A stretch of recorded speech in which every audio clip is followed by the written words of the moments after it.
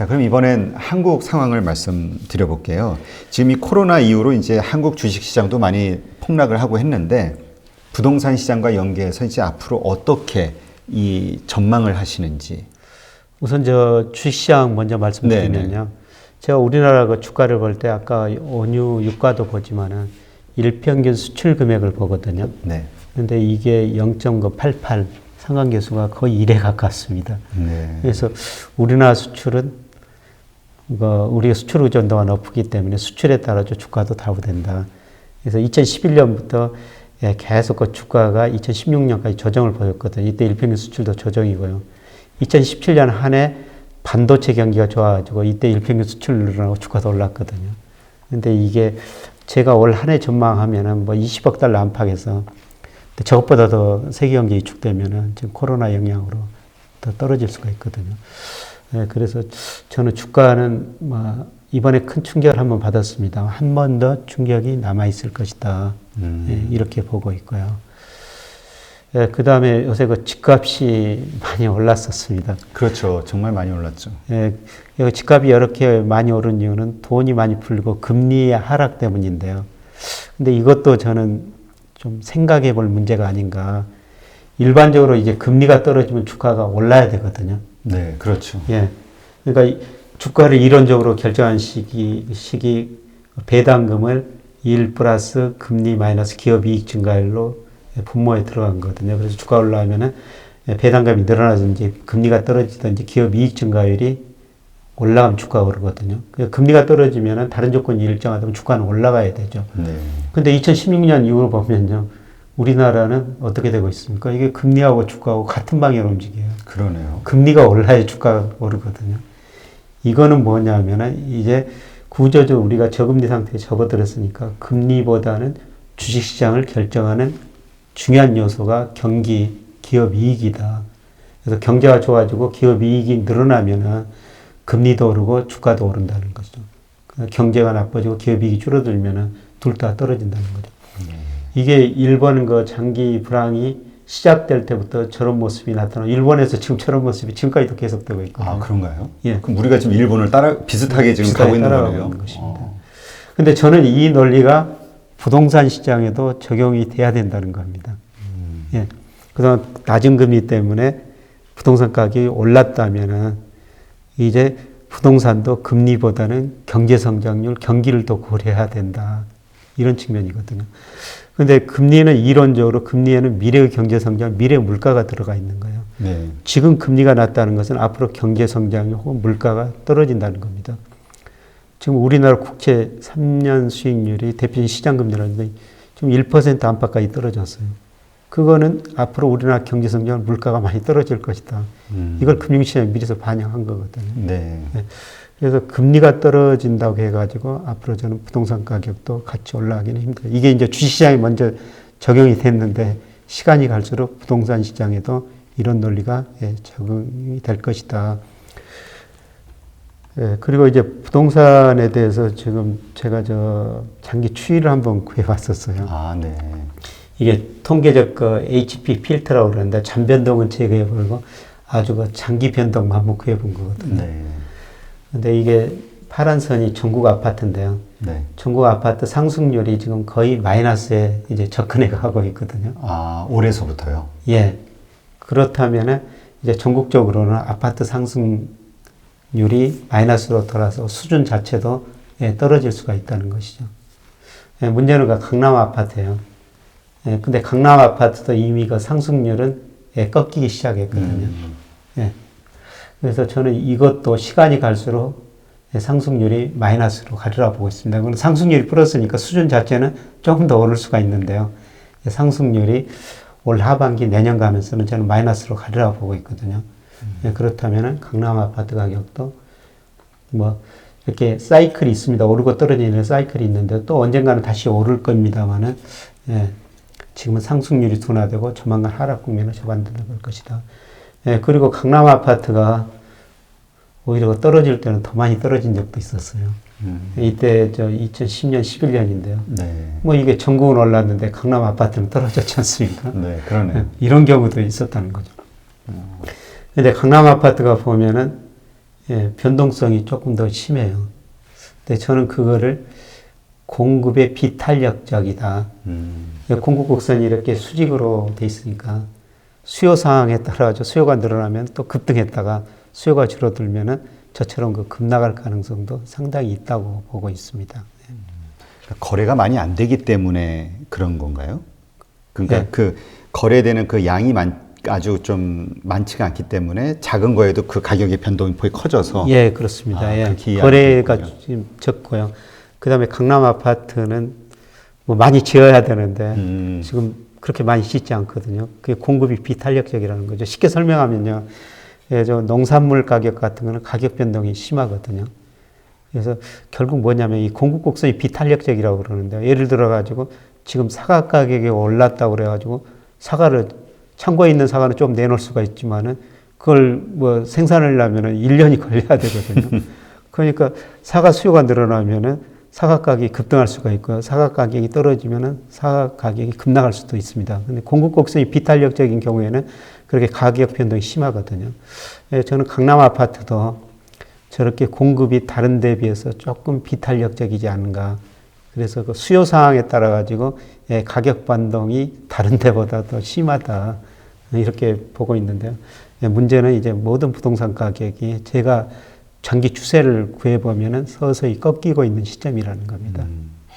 그 많은 분들이 그 파가 좀 많이 갈려 있는 것 같아요. 양분이 돼 있는데 하나는 뭐 강남 불패 혹은 뭐 부동산 불패 예. 이걸로 계속 올라갈 것이다. 잠깐 뭐 보합은 하더라도 예. 올라갈 것이다.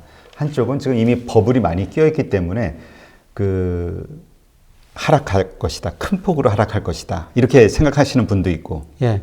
교수님은 어느 쪽이세요? 이게 사이클이라는 게 있는데 떨어지면 다시 오르죠. 예. 그리고 뭐 저는 부동산 전문가는 아닙니다만 부동산은 뭐 첫째도 둘째도 셋째도 로케이션이다. 이치다.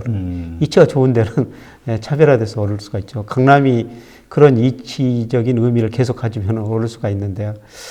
예, 그런데 저는 장기적으로 우리 경제가 인플레보다는 디플레이션 시대로 가고 있다는 겁니다. 디플레이션 시대는 물가가 떨어지는 거거든요. 네. 물가가 떨어지면 모든 자산 가격도 예, 같이 예, 떨어질 수밖에 없는 것이죠. 예, 그래서 지금 우리가 인플레 시대에 살았기 때문에 물가가 오른 만큼 모든 자산 가격이 그만큼은 올라줘야 되거든요. 네. 그래서 실질 가격 보면은 그만큼 올랐었어요. 그래서 명목 가격 보면 계속 오르는 것처럼 보이죠. 근데 사실 물가가 오래하면은 지역에 따라 가지고 실질 가격이 뭐 단독이나 연립 같은 거는 마이너스거든요. 근데 앞으로 물가가 디플레 시대가 접어들면은 가치 자산 가격도 떨어질 거라는 거죠. 네. 그러면 그 이제까지 우리가 어떤 경제의 그 위기 상황이 발생이 됐을 때에는 사실 이 주식 시장을 포함해서 부동산 시장이 상당한 많은 하락이 있었잖아요. 예. 근데 교수님 말씀하신 것처럼 앞으로 뭐 중국에서의 어떤 레벨 다운이라든가 아니면 세계 경제에서 뭔가 레벨 다운이 한 번 있게 될 것이고 예. 그러한 상황들에서 이 국내 자산 시장이 예전처럼 그렇게 큰 폭으로 하락할 가능성은 없나요? 뭐 우리나라가 주식시장은 사실 너무 저평가됐기 때문에 다른 나라보다 낮기 때문에 예, 많이 떨어질 가능성은 그렇게 보이지 않는데 근데 저는 저 증권사에서 전망치 내놓은 거 보면은 뭐 1900 보통 하한선이라고 그러는데 그 밑으로 훨씬 떨어질 수 있다고 보고 있거든요. 제가 지금 우리나라 주가 장기 추세를 구해 보면은 장기 추세가 2000 정도 돼요. 네. 근데 이게 경제가 어려워질 때는 추세에서 10%에서 20%까지 떨어졌습니다. 그래서 추세에서 10% 떨어진다면 1800이 되는 거고요. 20% 떨어진다면 뭐 1600도 될 수가 있는 거죠. 예, 저는 예, 그런 가능성도 있다. 뭐 그렇게 되면 우리가 적극적으로 주식을 매수할 기회인데요. 저는 부동산도 좀 마찬가지라고 보고 있습니다. 그러면 보통 예전에는 그 어떤 위기 상황이 발생이 됐을 때 부동산 가격이 폭락하다시피 하는 그 상황을 보면은 보통 금리 인상이 아주 크게 되면서 예. 이 집을 가진 사람들의 그 뭐죠 대출 이자 부담 때문에 또 그런 그 영향들이 컸었잖아요. 예. 그럼 앞으로도 어떤 그런 위기 상황이 발생했을 때는 이와 같은 일들이 발생이 되는 건가요? 저는 금리는 앞으로도 계속 낮은 수준 유지하고 그런 위기 상황이 발생이 된다 이래요. 일시적으로 오를지는 몰라도 아까 금리에는 미래 경제상 미래 물가가 들어있으니까 우리 잠재 성장률 머지않아 뭐 1%, 0%로 떨어질 거거든요. 예, 그렇게 떨어지니까. 그래서 제가 우리나라 앞으로 자산 가격을 볼 때는 아까 주가하고 금리하고 같은 방향으로 움직인다. 금리는 별로 의미를 두지 말자. 이제 경제 성장, 기업 이익을 한번 더 보자. 그게 주가 방향을 결정한다. 이런 말씀을 드렸는데요. 저는 부동산 시장에도 마찬가지 논리가 적용되더라고요. 쉽게 말씀드려서 금리가 올라야 주가가 오른다. 금리가 오른다는 것은 경제가 좋아진다는 것이죠. 네. 근데 금리가 낮다는 건 계속 경제가 나빠지니까 우리가 자산 가격을 이제 전망할 때는 금리보다는 경제 성장률 이거를 더 집중해서 봐야 된다. 그렇게 말씀드리고 싶습니다. 네. 아, 그러면 우리가 뭔가 경제 위기 상황이 앞으로 발생이 된다 해도 그 일어나는 현상들이 과거의 위기 때와는 좀 다른 예. 양상이 되겠네요. 예. 다른 때는 뭐 금리가 폭등하고 환율 막 가치가 막 올라가고 떨어지고 이런 것들이었는데 예. 그런 상황이 아닐 수도 있겠다는. 예, 그렇습니다. 예, 금리는 구조적으로 저는 뭐 저금리 상태는 일시적으로는 오를 수가 있는데 금리가 오르더라도 그건 아주 일시적이다. 네. 그러면 지금 그 부동산을 매입하려는 분들이 있을 것이고 이미 보유한 분들이 있을 거잖아요. 보유한 분들은 그냥 뭐 계속 홀더 해 나가시면 되는 거겠죠? 그러니까 집이라는 개념이 저는 뭐 투자해서 소비재로 바꿔야 된다고 생각하는데요. 아, 그러니까 저 일본을 보면은 우리하고 좀 다르겠지만 일본에 보면은 1990년에 35세에서 55세 인구 이 인구가 정점을 치거든요. 이 인구가 어떤 인구냐면은 대학 졸업하고 직장 들어가가지고 뭐 결혼하고 애 낳고 집을 늘려가는 시기예요. 그래서 90년까지 일본 집값이 크게 오랐거든요. 근데 그 인구가 정점적 90년 이후로 집값이 폭락했습니다. 그래서 일본 사람들이 90년대 전까지 집값이 오를 때 집을 투자재라고 생각했어요. 집값이 폭락하니까 집은 소비자로 생각하거든요. 집은 단순하게 사는 데다 이런 식으로 변했는데요. 우리도 이제 크게 보면은 그런 지금 전환점에 있다. 집은 투자재가 아니라 소비재다. 그냥 집 한 채 가지고 그냥 사는 거죠. 근데 옛날 보면은 제가 저 아파트 젊었을 때 청약 할 때 그 저 헌 아파트가 새 아파트보다 가격이 더 높았었어요. 네, 그랬죠. 근데 지금은 어떻습니까? 지금은 새 아파트가 가격이 훨씬 더 높지 않습니까? 뭐 새 아파트가 감가상각이 되니까 결국은 헌 아파트 되면서 가격이 떨어져야 되거든요. 그렇죠. 예, 앞으로 저는 그런 현상이 발생하리라고 보고 있습니다. 그 어떤 분은 그런 얘기 하시는 분도 있더라고요. 이제 좀 뭐 1, 20년, 2, 30년 지나서 이 아파트들 이제 재건축을 해야 되잖아요. 예. 근데 재건축에 동의할 사람들이 없어가지고 더 가격이 크게 떨어질 거라고. 아마 그럴 가능성이 높습니다. 그 아파트에 사는 사람들이 저같이 그 나이 든 사람들 텐데 예. 이 사람들이 소득이 어디가 있어요? 재건축하려면은 뭐 그때 뭐 시세가 얼마나 형성될지 모르겠습니다. 저는 갈수록 뭐 부동산 가격이 오르기 힘들다고 보기 때문에 그만큼 돈을 내야 되거든요. 네. 지금 뭐 일부 저 사는 주변에도 뭐 재건축 안 하고 그런 거 나이 드신 분이 그냥 여기서 살죠. 그냥 저 세상에 가겠다. 뭐 이렇게 생각하시는 분도 많이 있거든요. 그리고 내부만 수리해가지고 사시는 분도 많이 있죠. 예. 그러면 지금 시점은 신규로 자가주택이 됐든 이제 그 매입을 하시려고 계획을 잡고 있는 분들은 지금이 어떤 매수의 시점은 아니라고 봐야 될까요? 아니면 뭐 자기 한 채라면 뭐 상관이 없을까요? 저 집은 한 채는 꼭 있어야 되는데요. 근데 집이 없는 분이 지금 집을 사야 된다. 그러면은 저는 지금 시점은 좀 아니라는 거죠. 지금 월세를 살든지 전세를 사시든지 해가지고 조금 더 기다리면은 뭐 싸게 살 시점이 오거든요. 근데 생각하면 언제라든지 그 사이클이라는 게 있습니다. 아마 그 2008년, 2010년이라고 제가 기억되는데요.